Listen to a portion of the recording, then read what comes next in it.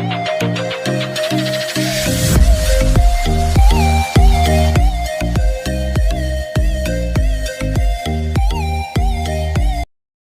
हमारे ज्ञान प्रकाश classes YouTube channel पे स्वागत है।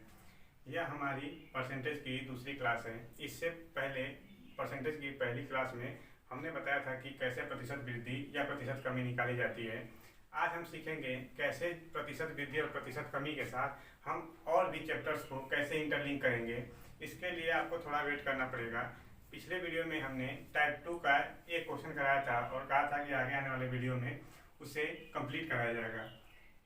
सीता गीता से 22.2/9% कम अंक प्राप्त करती है, तो गीता सीता से कितने प्रतिशत अधिक या कम अंक प्राप्त करेगी, ये आपको बताना होगा। नाम से आपको लग रहा है कि ऐसा नाम आपको आपके मन को अच्छा लगने के लिए प्रयोग किया गया है ताकि आपका मन लगा रहे। कहा गया आपसे 22.2/9%। आप इस मिश्र भिन्न को कभी साधारण भिन्न में बदलने की कोशिश न करें, इससे आपके जान का खतरा हो सकता है। अभी ये तो आसान है, इसमें के तो अभी केवल जान का खतरा है। अभी मान लीजिए आपको दे दिया गया, इसमें तो पूरी जान भी जा सकती है। भगवान का दिया हुआ आपके पास सब कुछ है, ज्ञान, पैसा, शोहरत, इज्जत सब कुछ है, लेकिन एक चीज़ और भी है, दिमाग। उसका हमें यूज करना है। देखें तो बिल्कुल बेसिक से समझना है, लेकिन कैलकुलेशन पर ध्यान देना है। कहा गया सीता गीता से 22.2/9% कम अंक प्राप्त करती है। तो गीता से कहा गया है, मतलब आपको ये समझना है कि कंपेरिजन यानी तुलना जो हो रही है गीता से हो रही है। आपको सबसे पहले इस 22.2/9% का मान क्या होगा ये देखना है। तो आप इससे 22.2/9% को आप ये समझ सकते हैं कि इसको हमने इसमें से 2 का मान ले लिया। कितना आ गया? 11.1/9%। 2 ये हो गया, और 11.1/9% का मान पहले वीडियो में हमने देखा था कितना होगा, 1/9, यानी टोटल कितना हो गया, 2/9। कंपेरिजन गीता से होगा, इसका मतलब समझने के लिए ये भी समझ सकते हैं कि एक शब्द है का और से, यानी समझिए कि जिसका कहे जिससे कहे, समझिए इन्हीं शब्दों से तुलना होती है, तो तुलना हो गई गीता से। जिससे तुलना होगी उसको नीचे लिखना है, समझिए इसको, तो 9 हो गया 2, तो नीचे जो होगा वो कंपैरिजन वाला होगा, यानी गीता होगी। अब कम अंक प्राप्त करती है कौन? सीता। तो यानी 9 से 2 कम, यानी जो सीता होगी वो कितना अंक प्राप्त करेगी? 9 में से 2 अंक का कितना? 7। अब की बार अब आपसे पूछा गया है कि गीता सीता से कितने प्रतिशत अधिक या कम अंक प्राप्त करेगी। तो अब की बार कंपैरिजन किससे होगा? सीता से। तो सीता को कहाँ लिखना पड़ेगा? नीचे। तो सीता को लिखा हमने नीचे। अब सीता ने पाया 7, गीता ने पाया 9, तो इसका मतलब 2 अंक अधिक प्राप्त करती है, और इसको आपको परसेंट बदलना होगा, 100 से गुना कर दें। अब चाहें तो आप इसे 200/7 लिख के सॉल्व कर सकते हैं, लेकिन हमें ये नहीं करना। हमें, आपको पता है कि 1/7 का मान कितना होता है। 1/7 को परसेंट बदल सकते हैं, तो कितना होगा? 14.2/7%। ठीक, लेकिन हमें 2/7 लिखना है, तो इधर भी 2 से गुना कर सकते हैं, तो इधर भी 2 से करना पड़ेगा। तो ये कितना हो गया? 28.4/7%, या इसी को दशमलव में लिख सकते हैं 28.56%। और कम या अधिक कैसे देख सकते हैं? तो कम नहीं होगा, अधिक होगा, क्योंकि सीता से कहा गया, तो सीता से गीता 2 अंक अधिक प्राप्त करती है, तो इतने प्रतिशत अधिक। दूसरा सवाल, राम की ऊंचाई श्याम से 20% अधिक है, तो ज्ञात कीजिए श्याम की ऊंचाई राम से कितने प्रतिशत कम है। ये आपको बताना है। पिछली बार जो है प्रतिशत कुछ अजीब दिया गया होगा, अब देखें आपको 20% लिख दिया गया, आपको आसान लग रहा होगा। अब देखें कि 20% का मान, आपकी ज़िंदगी आसान है। यहाँ पे 1/5 होगा। अधिक की बात कही गई है, तो 5 से 1 अधिक, यानी श्याम से अब की बार तुलना हो रही है, तो इसका मतलब नीचे वाला क्या होगा? श्याम होगा। और इससे 1 अधिक, यानी 5 में 1 जोड़ा हमने, क्या हुआ? 6। 6 जो होगा वो किसके बारे में बात की जा रही है? राम से। अब कहा गया है कि श्याम की ऊंचाई राम से कितने प्रतिशत कम होगी, तो राम से अब तुलना करनी है, तो इसका मतलब राम को कहाँ लिखा जाएगा? नीचे। और श्याम की ऊंचाई कितने प्रतिशत कम है, तो कम के लिए आपको देखें यहाँ से 6 से और 5 का अंतर कितने का है? 1 का, यानी 1 कम है, और इसका गुना कर दें 100 से। इसको सॉल्व करेंगे, या तो सीधा 1/6 का मान कितना होता है? 16.2/3%। ठीक, ठीक है, यानी 16.66%, ये भी हो सकता है। ये आंसर है आपका। तो इस प्रकार आप जो है इसे आसानी से समझ के कर सकते हैं।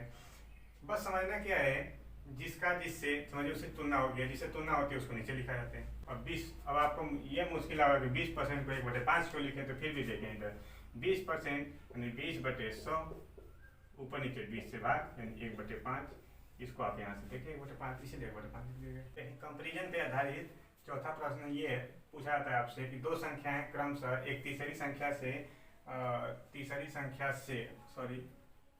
60% तथा 20% अधिक हैं, तो दूसरी संख्या पहली संख्या का कितना प्रतिशत है। तो पहली संख्या का, तो आपको का कहा गया है तो समझिए इसी से कंपैरिजन हो रहा है। तो आपको ऐसे लिखना, पहली संख्या, दूसरी संख्या, तीसरी संख्या। तीसरी संख्या से 60% तथा 20% अधिक है, यानी दोनों तीसरी संख्या से 60% और 20% अधिक हैं। तो आप तीसरी संख्या को ही क्या कीजिए, 100 मान लीजिए, और 100 से 60% अधिक कितना होगा, 100 से 60% अधिक यानी कितना होगा, 60, यानी 160 हो जाएगा। दूसरी संख्या कितनी होगी, 20% अधिक, यानी इससे 20 अधिक, यानी इससे 20 अधिक कितना हो जाएगा, 120। अब आपसे ये पूछा जा रहा है कि दूसरी संख्या पहली संख्या का कितने परसेंट है। तो पहली संख्या को नीचे लिखना पड़ेगा, क्योंकि अब की बार कंपैरिजन किससे हो रहा है, पहली संख्या से, तो पहली संख्या को नीचे। और अब यहाँ पे कम और अधिक की बात नहीं की जा रही है, डायरेक्ट उस संख्या के बारे में बात की जा रही है, दूसरी संख्या के बारे में। तो दूसरी संख्या कितनी है, 120 है, 120 है, और इसका गुणा कर लें कितना हो जाएगा, 100 से। इसको परसेंट बताना होगा, तो इसे करें 4 नहीं 12, 4 चौक 16, यानी 3/4 को परसेंट बदलें कितना जाएगा, 75%, यानी आंसर कितना होगा, 75%। इसके साथ ही आपसे दूसरा पार्ट कहा गया है कि दूसरी संख्या पहली संख्या से कितने प्रतिशत कम है। तो अब की बार कम की बात की गई है, और कम वो भी किससे, पहली संख्या से। तो पहली संख्या कितनी है, 160 कम है, पहली संख्या से कंपैरिजन हो रही है, तो पहली संख्या को नीचे लिख दिया। अब की बार दूसरी संख्या कितनी कम है, 40 कम है। इनका अंतर कितने का है, 40 का, 160 120, 40 का अंतर। तो इसमें अब की बार 40 लिखना पड़ेगा ऊपर, गुणे में क्या कर दें 100, 40 चौक 160, और 4 में इसको करें कितना आ जाएगा, 25, यानी 25% क्या होगी, कम होगी। ये आपका आंसर होगा। अब जैसे हमने इसके पहले सवाल किया था, ठीक वैसा ही सवाल है। दो संख्याएं और की बार तीसरी संख्या से 50% तथा 40% कम है। तो मान लीजिए पहली संख्या, दूसरी संख्या, तीसरी संख्या। तीसरी संख्या को 100 मान लीजिए, उसी से कंपैरिजन हो रही है। तो अब उससे 50% कम पहली संख्या, तो कितनी होगी, 100 से 50 कम। 100 का 50% 50 ही होगा, इसीलिए तो उसे 100 माना जा रहा है। तो 100 से 50 कम 50, 40% कम, यानी 100 का 40% 40 होगा, यानी जिससे 40% कम, यानी कितना हो जाएगा, 60। अब जो आपको निकालना है बस ये समझिए किससे कंपैरिजन हो रहा है। तो दूसरी संख्या पहली संख्या से कितने % अधिक है। तो पहली संख्या से, इसका मतलब पहली संख्या को नीचे लिखना होगा। पहली संख्या कितनी है, 50, कितने प्रतिशत अधिक है, कौन, दूसरी संख्या। तो इस कितने प्रतिशत अधिक है, तो इसके लिए देखें कि जो दूसरी संख्या पहली संख्या से कितनी अधिक है, यानी 10 अधिक है, यानी 10 लिखा, गुणे में क्या कर दें 100। इसको लिखेंगे 0 से 0 कैंसिल आउट, कितना हो जाएगा, 1/5, यानी 20% अधिक है। दूसरा क्वेश्चन इसी में है। ये क्या कह रहा है कि दूसरी संख्या पहली संख्या का कितने प्रतिशत है। तो अब की बार पहली संख्या का, यानी पहली संख्या को नीचे लिखना पड़ेगा। पहली संख्या कितनी है, 50, और दूसरी संख्या ही कितने % है, यानी यहाँ पे कम अधिक नहीं पूछा गया है। तो दूसरी संख्या को ही अब की बार लिखना पड़ेगा। तो कितना लिखेंगे, 60, ऊपर गुणे में क्या कर दें 100, 50 गुना 100, 60 गुना के 120, यानी कितना हो जाएगी, 120%, यानी दूसरी संख्या पहली संख्या का 120% है। इस प्रकार आपका टाइप टू प्रकार के जितने भी सवाल होते हैं वो सब कंप्लीट हो गए। अब हमें आगे सीखना है। वृद्धि के लिए हमने बताया था प्रतिशत वृद्धि या कमी, यानी आपको क्या लिखना है, सबसे पहले आपको परिवर्तन लिखने के लिए बोला गया था, यानी कितने का चेंज होता है, यानी इसे चेंज, और नीचे जो है ये बताया गया था कि ये प्रारंभिक मान पे डिपेंड करता है, यानी जो परिवर्तन होता है वो प्रारंभिक मान पे डिपेंड करता है, और एक भिन्न है तो इसको प्रतिशत में लिखने के लिए 100 से गुणा किया गया था। ठीक वैसे ही प्रतिशत वृद्धि या कमी सीखा है, वैसे ही आपको प्रतिशत त्रुटि सीखना है। प्रतिशत त्रुटि, प्रतिशत त्रुटि क्या होता है कि इसमें आपको, इसमें जैसे आप परिवर्तन लिख रहे हैं ठीक वैसे इसमें भी परिवर्तन लिखना होगा, लेकिन वो जो परिवर्तन होगा वह क्या, वह किस में परिवर्तन होता है? एक तो आपका होता है वास्तविक मान में, और दूसरा होता है प्रायोगिक, यानी जो आप प्रयोग करते हैं प्रायोगिक मान उसमें, और नीचे क्या लिखते हैं? जो वास्तविक मान, यानी जो आपका वास्तव में मान होता है वास्तविक मान। और जैसे यहाँ पे 100 से गुणा किए हैं इसमें भी 100 से गुणा करना होगा। ये वास्तविक मान क्या होता है, प्रायोगिक मान क्या होता है, इसे आपको देखना है। देखिए सबसे पहले आप वास्तविक मान जो है ये सभी में मान होता है, ये रियल मान होता है।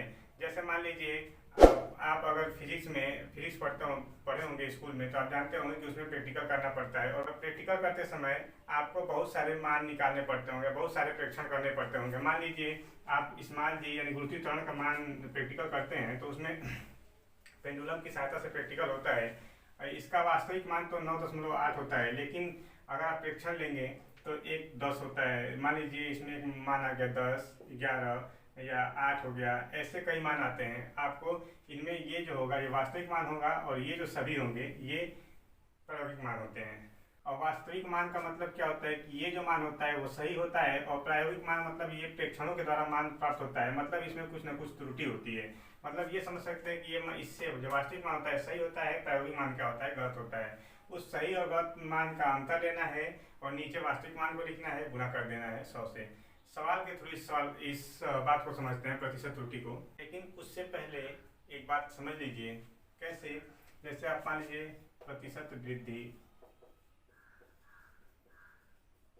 या कमी, इसके लिए आपको पहले वृद्धि या कमी लिखते हैं, नीचे क्या लिखते हैं जिस पे ये डिपेंड करता है, यानी वृद्धि कमी जिस पे डिपेंड करता है, यानी प्रारंभिक मान को लिखते हैं। गुणा में क्या करते हैं 100। ठीक वैसे ही आपको समझना है। जैसे मान लीजिए प्रतिशत वृद्धि कमी है, प्रतिशत लाभ को समझना है। प्रतिशत लाभ, इसमें भी आपको वृद्धि कमी लिखी जाती है, यानी ऊपर क्या लिखना होता है लाभ। और अगर आपको याद हो तो जो लाभ होता है वो भी जो है परिवर्तन ही होता है। मतलब ये लाभ जो होता है वो अंतर होता है किसमें? वह विक्रय मूल्य में से क्रय मूल्य का अंतर होता है। और नीचे क्या लिखते हैं जिस पे लाभ डिपेंड करता है, लाभ किस पे डिपेंड करता है? क्रय मूल्य पे। गुणे में क्या करते हैं 100। ठीक वैसे ही प्रतिशत हानि होती है। प्रतिशत हानि को भी आप समझ सकते हैं। ऊपर क्या लिखेंगे? हानि, और नीचे क्या लिखेंगे जिस पे डिपेंड करता है? लाभ हानि किस पे डिपेंड करता है? क्रय मूल्य पे, तो नीचे क्या लिखेंगे? क्रय मूल्य। गुणे में क्या करते हैं 100। और हानि क्या होता है? यह भी डिफरेंस होता है, अंतर होता है किसका? क्रय मूल्य का माइनस विक्रय मूल्य का।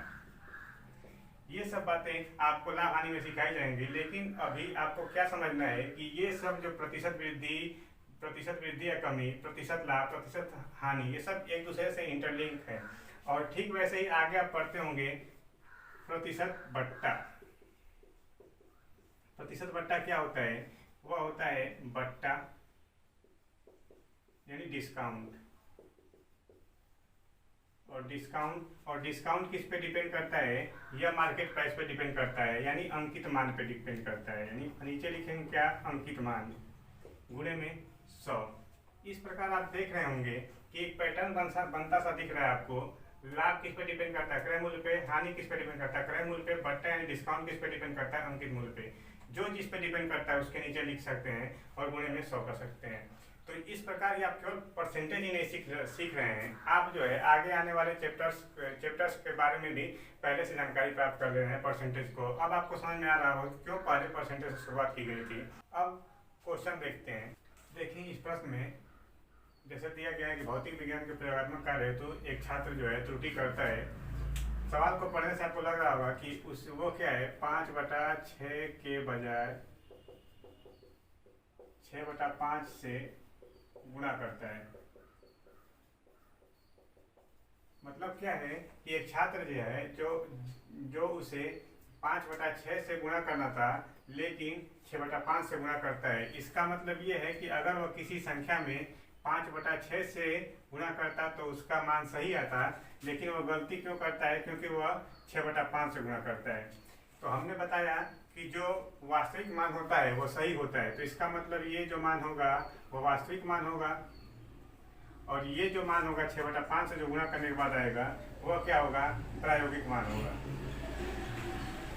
ठीक, प्रेक्षण दिया गया है, उस प्रेक्षण को मानिए 6 और 5 का एलसीएम, तो 6 और 5 का एलसीएम कितना होता है 30 यानी 30। मान लीजिए कि वो प्रेक्षण कितना है 30, तो 30 में 5/6 से गुणा कीजिए, जो आएगा वही वास्तविक मान होगा। कितना आएगा 6×5 = 25, और इसको 6/5 से गुणा कर दीजिए 30 से, अब की बार कितना आएगा 36। तो इसका मतलब ये है कि जो वास्तविक मान आना चाहिए वो कितना 25, लेकिन आ कितना रहा है 36। इसका मतलब त्रुटि हो रही है। त्रुटि कितने की हो रही है, इन दोनों का अंतर। इन दोनों का अंतर क्या है 11, 25 11 36, अंतर 11। और त्रुटि जो होती है किस पे डिपेंड करती है, वास्तविक मान पे। तो नीचे क्या लिखेंगे, वास्तविक मान गुणे में क्या करते हैं 100, कितना आएगा 4 यानी 44%। यानी जो परसेंटेज एरर होती है उस छात्र के द्वारा कितनी होगी 44%। इसी प्रकार दूसरा सवाल देखते हैं। एक छात्र किसी संख्या में 5/3 के बजाय 3/5 से गुणा करता है। ठीक है, तो इसका मतलब उसे 5/3 से गुणा करना था, लेकिन कर किससे रहा है 3/5 से।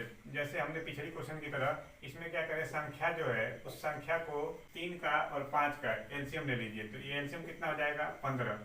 अब गुणा करना है तो 15 का कर दीजिए 5/3, तो कितना हो जाएगा 25। यहाँ पे क्या करेंगे 15 का गुणा कर दीजिए 3/5 से, ये कितना हो जाएगा 9। मतलब अब देखें 5/3 से गुणा करता तो उसका जो गुणनफल आता वो सही आता, तो इसका मतलब ये क्या है वास्तविक मान। और 3/5 से गुणा करता तो इसके बाद जो मान आता उसका ये होता प्रायोगिक मान। अब देखें इसका अंतर लेना है, इसका अंतर कितने का आ गया 16 का। अब जो अंतर होगा वो वास्तविक मान पे डिपेंड करेगा, और वास्तविक मान कितना है 25, गुणा में क्या कर देते हैं 100, यानी कितने परसेंट का इरर हो गया 25 × 100 यानी 64%। 64% का इरर ये हमारा। अब जैसे आपने कंपेयर की बात की है, ठीक वैसे आप उसे अप्लाई करें इन प्रश्नों में। जैसे कहा गया 9 घंटे एक दिन का कितना प्रतिशत है, एक दिन का, इसका मतलब एक दिन यानी कितने 24 घंटे। 24 घंटे को नीचे रखना होगा, यानी 9 घंटे के बारे में बात की जानी है। 24 घंटे को नीचे लिखा जाएगा, गुणे में क्या कर देंगे 100, इसका मान लेके 3 × 9 3/24, 3/8 का मान कितना होता है 37.5%। यही आपका आंसर होगा।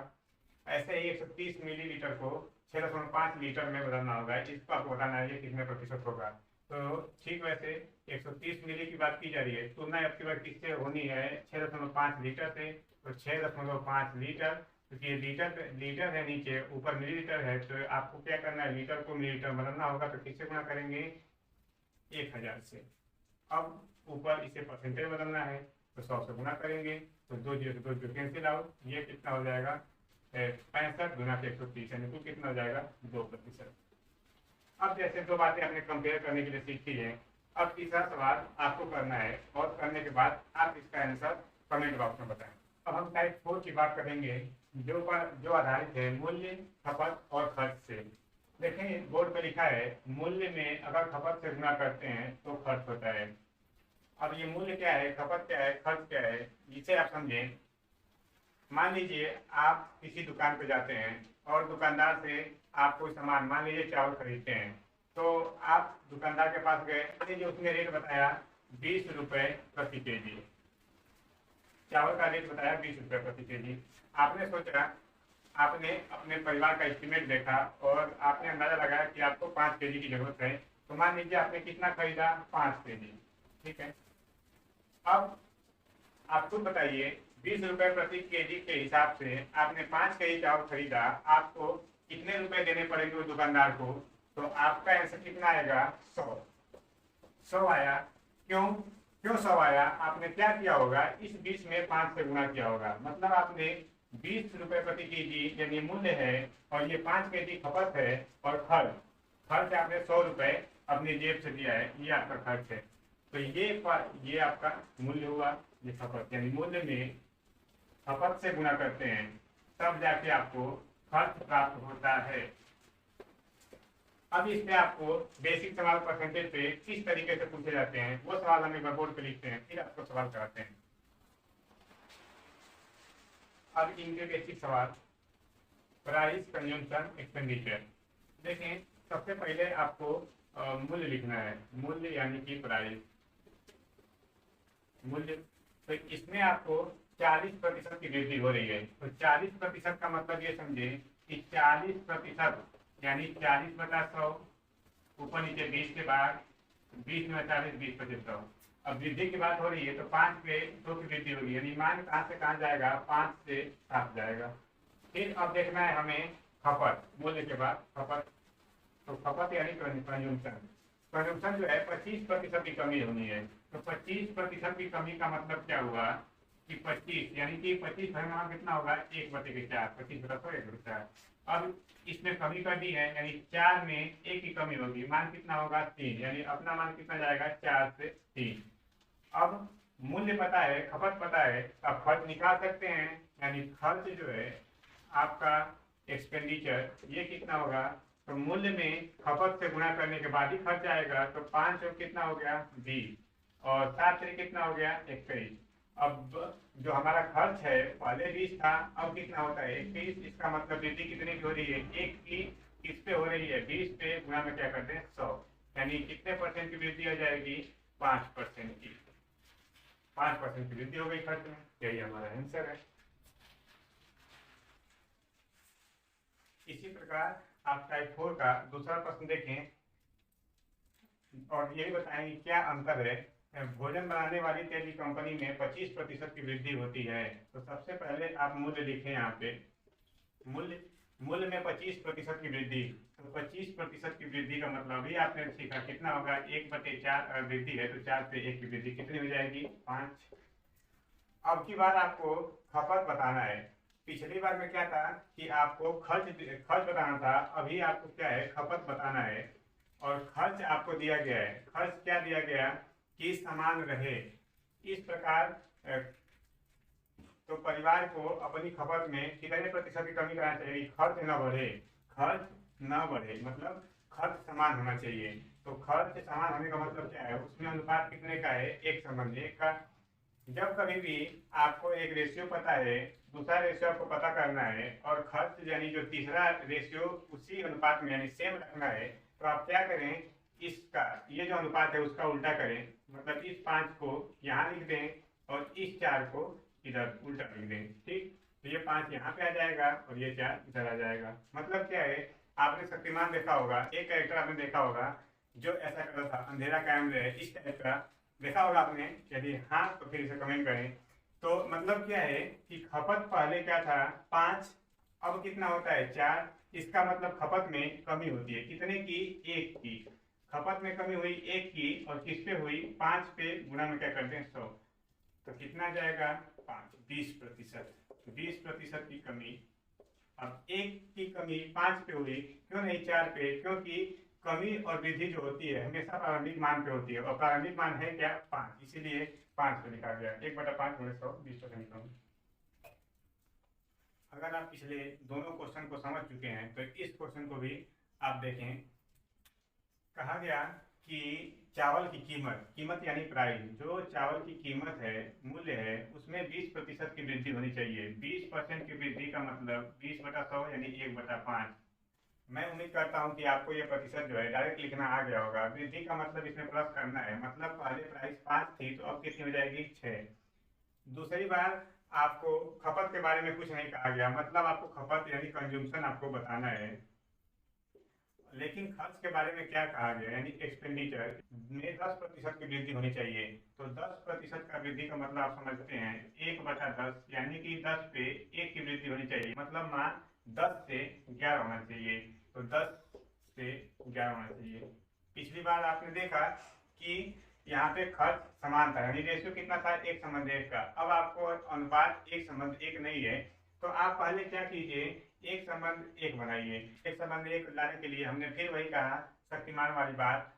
आप जो है सबसे पहले अगर आपको मैथ सीखनी है तो मेरे हिसाब से आपको पहले शक्तिमान देखना चाहिए। मतलब आपने जो है बचपन में कुछ ऐसी कमी रह गई है जिससे आपको ये बातें समझ में नहीं आ रही होंगी। अगर आपको ये बातें नहीं समझ में आ रही हैं तो फिर हमारी बात माने और एक बार जो बचपन में जो गलतियां हुई हैं उसको सुधारें और जाके शक्तिमान देखें। 5/6 का अनुपात, इसको उल्टा करें तो ये कितना हो गया, 6।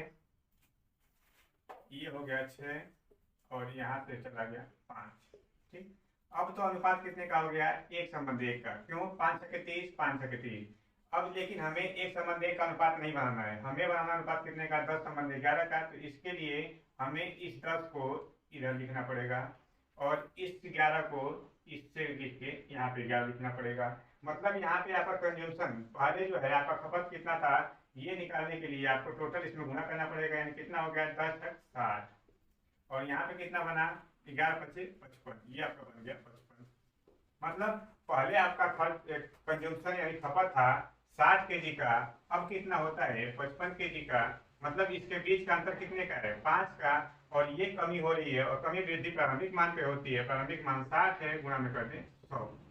5×12=60 और 1/12 का मान कितना, 8 सही 1/3%। यानी 8.33% की कमी होगी। ठीक है, अब तक आपने जो सवाल सीखे ये तो मॉडरेट लेवल के थे। अब थोड़े अच्छे सवाल हम करते हैं। आपको बोर्ड पे लिखा हुआ सवाल दिख रहा होगा, यदि कलम की कीमत में 20% की कमी होती है तो एक व्यक्ति 100 रुपए में 10 कलम अधिक खरीद सकता है, तो प्रत्येक कलम की कीमत बतानी है। इस सवाल को सॉल्व करने से पहले आपको ये जानना होगा कि वो मार्केट में व्यक्ति कितने रुपए लेके जाता है, 100 रुपए। तो आप सबसे पहले उसकी कीमत की बात करते हैं। मूल्य जो दिया गया है, मूल्य यानी कि प्राइस, उसमें 20% की कमी हो रही है। 20% की कमी का मतलब ये है 1/5, यानी 20/100 1/5, यानी 5 पे 1 की कमी होगी। और 5 से मान कहाँ हो जाएगा, 4 को। यानी पहले मूल्य 5 था, अब कितना होता है, 4। खपत, खपत तो चूंकि इसमें वस्तुओं की खपत होती है, यानी इससे अभी आपको यह सवाल में दिया नहीं गया है, ये आपको ज्ञात करना है। लेकिन आपको खर्च जरूर कहा गया है। कहा गया है कि खर्च जो है पहले भी 100 रुपए करते थे, अब भी 100 रुपए करते थे। इसका मतलब क्या है कि अनुपात अब कितना है, खर्च का 1:1 का ही अनुपात है। मतलब खर्च जो है समान रहना चाहिए। तो ये बात पहले से सीख चुके हैं कि खर्च आपको समान करना है, मूल्य दिया गया है तो खपत पे कितने का परिवर्तन आएगा, तो वही शक्तिमान वीडियो पीछे करके देखें। तो ये हो गया 4, इधर लिखेंगे 5। तो अब आपका खपत पहले कितना था, 4, अब कितना है, 5। इसका मतलब खपत में वृद्धि कितनी हुई, यानी खपत क्या है, कर्मों की संख्या, यानी कर्मों की संख्या में वृद्धि कितने की हुई, 1 की।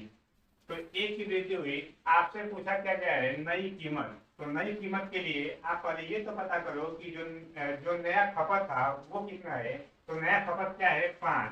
इसका मतलब ये है कि आपको इस 1 का, जो ये 1 दिया गया है, उस 1 का मान कितना है, इस 1 का मान यही 10 कलम में है।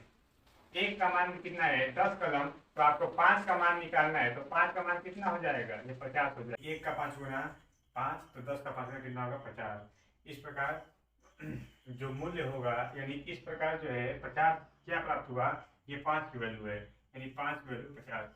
तो आपका जो नया खपत आ गया, नया खपत जो है वो कितना आ गया, 50 कलम। और प्राप्त क्या करना है, नई कीमत। तो नई वाली कीमत के लिए आपको 100 में 50 से देना होगा भाग, क्योंकि 100 रुपए का आप मार्केट लेके जाते हो, 50 कुल कलमों की संख्या है, तो आप एक कलम का दाम बताएंगे तो वही तो एक कलम का मूल्य होगा। तो 100/50 यानी कितने, 2 रुपए। टाइप 4 के चौथे प्रश्न के बाद ये पांचवा प्रश्न बिल्कुल वैसा का वैसा ही है। देखें, चीनी के मूल्य में 30% की वृद्धि होने के कारण एक परिवार 40 kg कम चीनी खपत करता है। इस कारण खर्च में 10% की वृद्धि होती है। प्रारंभिक खपत ज्ञात करना है। तो सबसे पहले देखें दिया क्या गया आपको, चीनी का मूल्य, यानी चीनी का जो मूल्य है उसमें कितने की वृद्धि होनी चाहिए, 30% की। तो सबसे पहले 30% का मान आपको पता होना चाहिए, कितना होगा, 30/100, ऊपर नीचे 10 से भाग देने, कितना हो जाएगा, 3/10। क्योंकि वृद्धि की बात है, इसका मतलब 10 पे 3 की वृद्धि होगी और वृद्धि हो कितना हो जाएगा, 13। पहले मूल्य था 10, अब कितना होता है, 13। खपत के बारे में कोई बात नहीं की गई, खपत आपको बताना है। तो इसके बाद आपको क्या कहा गया, खर्च। खर्च के बारे में एक बात बताई गई है कि खर्च जो है 10% की वृद्धि। तो 10% की वृद्धि का मतलब 1/10 कैसे आया, 10 के नीचे 100, 100 से भाग देंगे, ऊपर से 10 से भाग देंगे। तो अब की बार जो है वृद्धि होनी चाहिए 10 से 1 की वृद्धि, कितना हो जाएगा, 11। यानी पहले खर्च हम करते थे 10 रुपए, अब कितना करते हैं, 11 रुपए। हमने फिर बताया जब आपको एक अनुपात दिया है, दूसरा निकालना है, तो अगर तीसरा अनुपात आपको 10 संबंधी 11 का दिया गया, तो सबसे पहले इसे एक संबंध एक बनाने के लिए इस 13 को यहाँ लिखें और 10 को यानी पूरी दिन उलट दें, तो ये 10 कहाँ जाएगा, यहाँ पे। फिर ये अनुपात आपको एक संबंध एक नहीं बनाना, आपको इसे 10 संबंध 11 बनाना है, तो इसके लिए 10 को यहाँ लिखा जाएगा और फिर 11 को इस दूसरी साइड लिखा जाएगा। यानी पूरा अनुपात कितना आ गया आपको, यानी 13 गुणा में 10 एक साइड, और दूसरा अनुपात अपना कितना आ गया 10 गुणा में 11। चूंकि ये अनुपात है इसलिए यहाँ पे 10 से 10 कैंसिल आउट हो सकता है, यानी कितना हो गया 13:11। ये जो अनुपात है किसमें अनुपात है, खपत में अनुपात है। पहले खपत कितनी थी 13 की, अब खपत कितनी है 11 की। तो अब इन दोनों के बीच में अंतर कितने का है 2 का, यानी व्यापार में जो है चीनी की खपत में अंतर कितने का दिया गया, देखें यहाँ पे ध्यान से 40 केजी कम, और यही गंगाधर है 40 केजी कम चीनी की खपत करनी है। तो यानी इस जो 2 का मान है, यानी जो 2 की वैल्यू है वो कितनी है 40। आपको आपसे पूछा क्या गया है प्रारंभिक खपत, और प्रारंभिक खपत क्या है, प्रारंभिक खपत यानी कहाँ पे हो जाएगी 13 का, यानी आपको 13 का मान निकालना पड़ेगा। तो 2 की वैल्यू 40 है, यानी ये कितने गुना है 20 गुना, तो इसका भी 20 गुना हो जाएगा, और इसका 20 गुना कितना होगा 13 20 260, यानी आपका आंसर कितना हो जाएगा 260 ही आपका आंसर होगा, और यही आपकी प्रारंभिक खपत है। इस प्रकार आपको 4 टॉपिक जो कि बहुत इंपॉर्टेंट होते हैं और हर एक परीक्षा में पूछे जाते हैं, चाहे वो परीक्षाएं यूपीएसआई हो, चाहे रेलवे हो, चाहे एसएससी हो, हर परीक्षा के लिए ये इंपॉर्टेंट है।